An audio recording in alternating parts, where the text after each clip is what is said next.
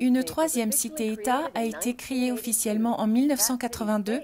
Cette cité-État est appelée District of Columbia et est située sur une parcelle de terre d'environ 16 km² dans le centre de Washington. Le district de Columbia a son propre drapeau et a sa propre constitution. Même si elles sont géographiquement séparées, les cités-États comme celle de Londres, du Vatican et District of Columbia sont un seul empire imbriqué appelé l'Empire de la Ville. Le drapeau du District of Columbia a 3 étoiles rouges, un pour chaque ville de l'Empire de la Ville. Cet empire entrepreneurial des 3 cités-États contrôle le monde, économiquement à travers la City de Londres, militairement à travers le District of Columbia et spirituellement à travers le Vatican. La constitution du DC opère sous une loi tyrannique romaine connue sous le nom de Lex Fori, qui ne ressemble en rien à la constitution des États-Unis. Lorsque le Congrès a passé l'acte de 1871, il a créé un gouvernement séparé pour le District of Columbia. Cet acte de trahison permettait au DC d'opérer en tant qu'entreprise en dehors de la Constitution des États-Unis et en dehors des meilleurs intérêts des citoyens américains.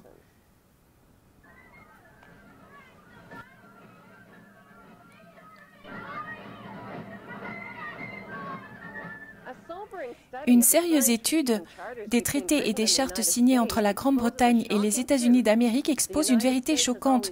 Les États-Unis ont toujours été et sont toujours une colonie de la couronne britannique. Le roi Jacques Ier fut célèbre non seulement pour avoir changé la Bible vers sa version personnelle, mais aussi pour avoir signé la première charte de Virginie en 1606.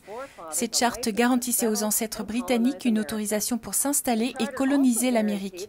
Cette charte garantissait également que les futurs rois et reines d'Angleterre auraient une autorité souveraine sur tous les citoyens et sur toutes les terres colonisées d'Amérique, terres volées aux Indiens. Lorsque l'Amérique a déclaré son indépendance vis-à-vis de la Grande-Bretagne, le traité de 1783 fut signé. Ce traité identifiait spécifiquement le roi d'Angleterre comme le prince des États-Unis et est en contradiction avec la croyance que l'Amérique a gagné la guerre d'indépendance. Même si le roi George III d'Angleterre a laissé tomber la plupart de ses revendications sur ses colonies américaines, il a maintenu son droit de percevoir des revenus pour son projet d'entreprise de colonisation de l'Amérique. Si l'Amérique avait vraiment gagné la guerre d'indépendance, elle n'aurait jamais accepté de payer des dommages et réparations au roi d'Angleterre. Lorsque le Congrès a passé le 13e amendement de la Constitution, le président des États-Unis devenait le subalterne du roi d'Angleterre. Le 13e amendement est appelé « titre de noblesse » et interdit les présidents des États-Unis et leurs officiels d'utiliser les titres royaux tels que roi ou prince ou baron. Pour une raison inconnue, le 13e amendement ratifié en 1810 n'apparaît plus sur les documents courants de la Constitution. La guerre sanglante d'indépendance contre les Britanniques a ruiné l'Amérique et a changé les citoyens en esclaves sous dette permanente envers le roi. Durant la guerre de 1812, les Britanniques ont mis le feu et brûlé de fond en comble la Maison-Blanche et tous les bâtiments du gouvernement américain. Ils ont aussi détruit les archives des ratifications de la Constitution des États-Unis. Un siècle plus tard, le Congrès américain corrompu a commis le plus grand vol de l'histoire du monde.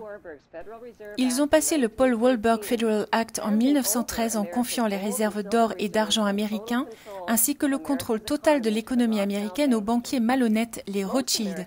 La plupart des Américains pensent encore toujours que la réserve fédérale est le gouvernement, mais ce n'est pas le cas. Le Fed est possédé de façon privée par un système bancaire, dont la classe majoritaire sont les Rothschild, Walberg, Conan Loeb, J.P. Morgan, Rockefeller, Israel Sif et Lehman Brothers.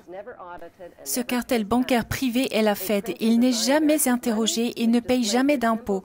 Ils impriment et dessinent l'argent américain qui représente des symboles d'une pyramide égyptienne, un œil maçonnique et les mots « Nous avons confiance en Dieu ». Ils collectent aussi l'argent des contribuables à travers l'IRS, puis ils le prêtent de retour avec des intérêts afin de financer les routes, les ponts et autres travaux publics.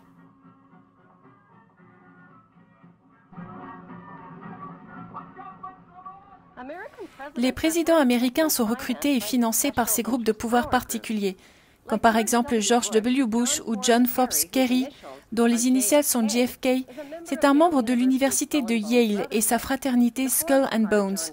La première partie du nom de John Kerry informe sur son origine depuis le capitaine Robert Bennett Forbes, qui était un trafiquant de drogue dans le réseau d'opium entre les Rothschild et la Chine dans les années 1800.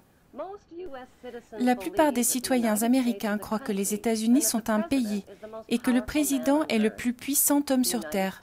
Les États-Unis ne sont pas un pays, c'est une entreprise et le président est le président de cette entreprise que sont les États-Unis. Lui et ses officiels élus travaillent pour l'entreprise, pas pour le peuple américain. Puisque les États-Unis sont une entreprise, qui possède cette entreprise des États-Unis?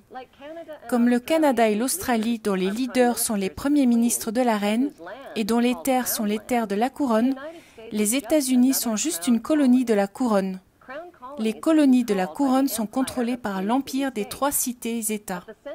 Au centre de chaque cité-État, il y a une tour, un monument de forme phallique appelé obélisque, qui pointe vers le ciel. Dans la cité-État de DC, l'obélisque connu sous le nom de Washington Monument est dédié au franc-maçon George Washington, mais aussi à la Grande Loge de francs-maçons de DC.